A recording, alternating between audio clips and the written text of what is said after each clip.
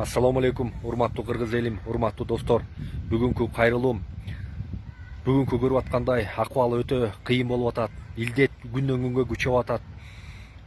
Андан сырткары да бийликтин алсыздыгын көрүп атабыз. Буга чейин жакшы чараларды көрүшпөйт. Андан азыр бүгүнкү күндө элдердин баарын сын пикир айтып элдерге доомат тартып атышат. Мына көчө мурда күнү Кыргыз Республикасынын жогорку кеңешин көрүп атасыңар.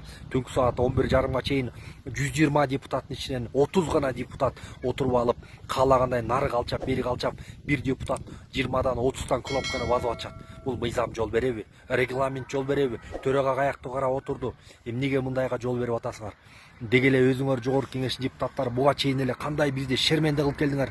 Эки ооз сөздү сүйлөй албайсыңар, жазып берген нерсени окуй албайсыңар, уят кылып келдиңер. Жаңылбаган жак, чалынбаган туяк жок дейт. Бирок бир жолу жаңылды, эки жолу жаңылды. Но мамлекетти шерменде кылбадыңар силер.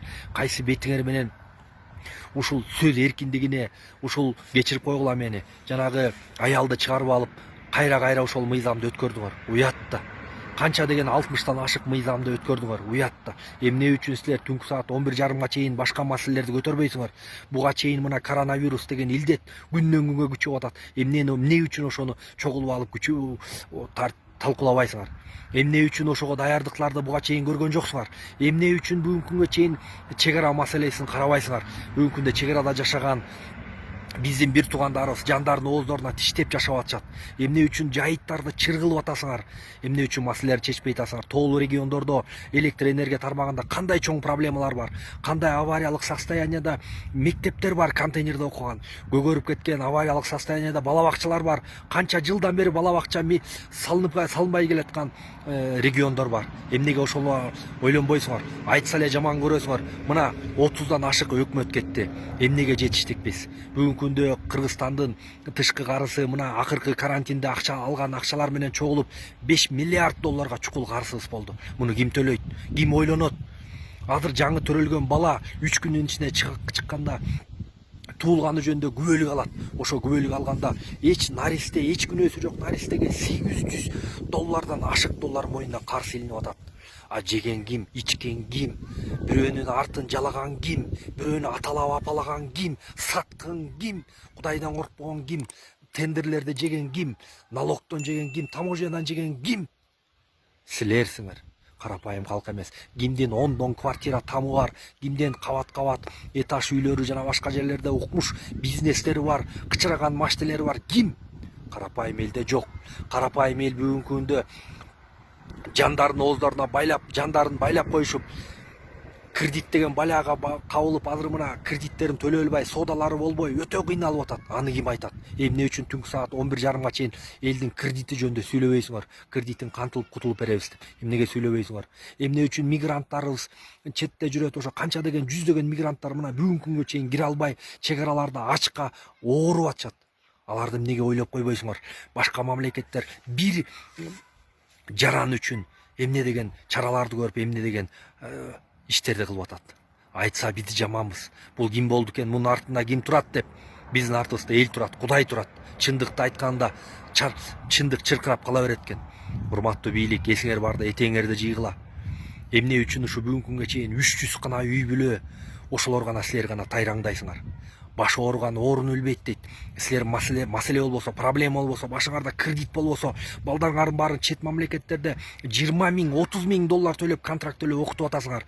Эмне үчүн биздин балдар биякта ушинтип авариялык состоянияда болгон мектептерде, бала бакчада окуш керек? Биз дагы ошого татыктуубуз. Бийликтин ээси ким? Бийликтин ээси карапайым эл. Биз болбосок мамлекеттин казнасын ким толтуруп атат? Бизге окшогон жеке ишкерлер аспы көппү, көптү көрсө көл болот дегендей мамлекеттин казнасын толтуруп аткан биз. Ошол аспы көппү? Канча деген салыктарды, канча деген таможенный пошлиналарды биз төлөп атабыз. Ошолорду силер толугу менен жеткирбей атасыңар. Мамлекеттин канын соруп атасыңар. Мамлекеттин ичинде жашап аткан майып, мунжулар, жетим жесирлерге келген ырыскылардын баарын соруп атасыңар. Бир күн келет, Кудай таламдын алдына жооп бересиңер. Ошон үчүн 300 гана үй бүлө жыргап атасыңар. Баягы эле куда сөөк, бала бакча, балалар, өкүл балдар, бажалар силер эле. Ойлоп атасыңар, кайра келебиз, акча менен урабыз, элдин добушун сатып алабыз, эл эмне алданат деп. Кудайдын бетин ара кылсын. Мен толугу менен ишенем. Мен болбойын депутат. Бирок Кудайым буйрса алтын муунубуз чыгып келатат артыбызда. Илимдүү, билимдүү балдар бар. Шумдук балдар бар. Иштин көзүн билген эжелер бар, байкелер бар. Ошолор болот. Кудайым буйрса. Үнүбүздү, добушубузду сатпайлы. Урматтуу туугандар. Буйрса баары жакшы болот. Үнүбүздү, добушубузду сатпайлы. Ушул арамдарга, арам нерселерге аралашпайлы. Арамдарды албайлы. Кудай таламдын алдына жооп берчү булар күн келет. Булар саткындар. Бүгүн көрдүңөрбү, бийликке ким келсе, ошолордун болгон жерин жалап атышат. Бийликтен ал кетсе аны жемелеп атышат. Кудай жеткирсин. Урматтуу достор. Урматтуу соцсеттеги достор, апалар, эжелер, ассаламу алейкум. Энди кечирээк түнү көрүп калдым. Сыймык Жапикеевдин Адахан Кимсанбаевичке болгон кароолоо пиарынчы. Мен да өз ой пикиримди баягы мыйзамда жазылды. Ар бир адам өз ой пикирин айтканга толук укуктуу. Ошо мыйзамдын укугунан пайдаланып, мен да өз оюмду, пикиримди билдиргим келди. Эми урматтуу Сыймык Жапикеев, силер Адахан Кимсанбаевичти каралап, силер анын электораттарын, шайлоочуларын жок кыла албайсыңар. Анан кийин ошо каркыра, өзү баш шайлоого жакын башталган ошо каркыра башталат. Ошонун жана 1, 2, 3, 4, 5 сериясы болчу. Силер да бир сериясын аткарып атасыңар да. Сен ошол мыйзамдын чегинде жүргөн киши катары, мыйзамдын үстүндө иштеп жүргөн киши катары, сен каркыра менен казактар менен кыргыздардын ортосунда болгон договорду билбесең, сен айбан эле экенсиң, мындай эле айтайын, бетиң эле. Айбан эле экенсиң. Сен эгерде чындыкты чыркыратып айтам десең, элге жеткизем десең, эркек чыгып туруп, ошо договорду окуп берип койбойт белең. Эгерде сен билбесең, мен айтып коеюн. Каркыра өзү 60 000 гектардан ашуун жер, тоолуу жер. Анын 625 гектар жери бул илгертен талаш маселе болуп келген.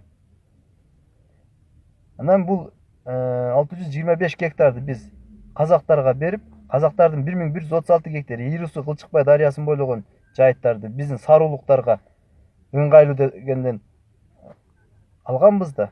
Биз утканбыз да, 500 гектар ашык жерди утканбыз да. Же билбейсиңерби аны? Адахан Кимсанбаевдин колдоочулар бул каркыранын эмесин баарын билип бүткөн. Мага ошо көлдүктү, личный көлдүктүктөр айткан, эң туура эле чечим болгон деп. Чолпон Байекованы апчык. Эгерде ушундай эле каркыра тууралуу билгиң келсе, ошо Чолпон Байекова комиссия түзгөндө, ошо саруулуктар 1,5 мың адам батасын берип, жакшынакай кылып туруп жолго салган. Мына ушундай болот чындык. Чындыкты чыркыратам десеңчи. Туура, күчтүү адамдар артынан ушундай жаман сөздөр жүрөт. Ошо Адахан Кимсанбаев силер көтөрүп аткан маселени 25 жыл, 30 жыл мурун 30 жашында көтөрүп койгон. Силер ошону жаңыраак кылып туруп, жаңыртып туруп чыгарып коюп атасыңар да. Сен эмне болуп каласың? Ал кухняда отурган эмес, парламентке президентти, премьер-министрлерди алып келип отуруп такалаган. Ошондо да жалгызданып өткөзө албай койгон ошо программаларынчы. Эми сен түйүнө жетип берем деп атасың. Никогда программалар, алтын программалар жазыла берет. Максат байке, сизге да айтып коюн. Программаларыңар алтындан жазбайсыңар. Эч качан өтпөйт. Эгерде программалар ишке ашса, Мадымаров менен Садыр Жапаров ашырат болчу. Жалгыз тепкиге калган. Мына ушун чынында ушу чоң казатта ушу эки инсан гана күрөшүп келатат. Силер чоң казан элесиңер, кухняда отуруп алып, пияз менен боорду куруп коюп жеп отурасыңар да. Антип адамны силер Адахан Кимсанбаевдин абийирин төгөм деп атып, өзүңөрдүн абийириңерди төгүп алдыңар. Эркек болула да майдаланбай. Эркексиң, эркекче элге чындыкты алып чыгам деп атасыңбы? Апчык да чындыкты, договор турат, жазылуу. Апчык вициктин эмесин окуп бер. Мындан да болгон экен элдер. Каркыра тууралуу маселе жок экен. Эч качан маселе болгон эмес экен. Болбойт бул деп эле айт да. Билем мен ал каркыра тууралуу видео роликтерди чыгарышып, жасап чыгарышкан. Сен мыйзам үстүндө иштеген адамсың го прокуратурада. Кандай билбей калдың сен? Сен тек қана бұл Адахан Кемсамаевтың электораттарын айныту. Ойланбай сен ушинсем эле айнып кетет экен. Жок, жаңылышасың. Биз ушундай силерге окшогон эл бузарлардын артынан жана ошо бүтүндөй президенттик шайлоодон баштап бүтүндөй 1 миллион адамдардын укуктары тебеленип жатканда мен макул эмесмин деп элдерди кафе жолдо катар түнкү саат 12-1-2лерге чейин Москванын алыскы шаарларга чейин кол топтоп келе 300 000 адам чогулалы, мыйзам боюнча 300 адам чогулуп референдум өткөзөлү деп бүтүндөй жар салганда силер каяктан элеңер? Эми шайлоого жакын мындай оюндарды көрүп эле жүрөбүз го. Мындай оюндардын бири силер болуп калдыңар да, оюнчулар. Ушинтип ойнойсуңар. Же либо акчага ойноп атасыңар, же либо бир как-нибудь бир жерди мейлеп атасыңар да. Же бир жерде обещать этип койгон. Силер антип адамдын башын айлантпай эле койгула. Элдер уже силерге караганда умнуйраак болуп калган. Кыскасы мен ошондой оюмду айткым келди. Андай нервиңди эме көзүң чакчайтып нервтенбей эле кой сен. Адам элдин адамы болом десең, сылык эле бол да. Сага ошо нервтенгендердин далайы болгон. Адахан Кемсамаевдин алдында азыр ассаламу алейкум чөгөлөп жүрүшөт. Нервтенбей эле кой. А сен нервиңден коркуп кеткен эч ким жок.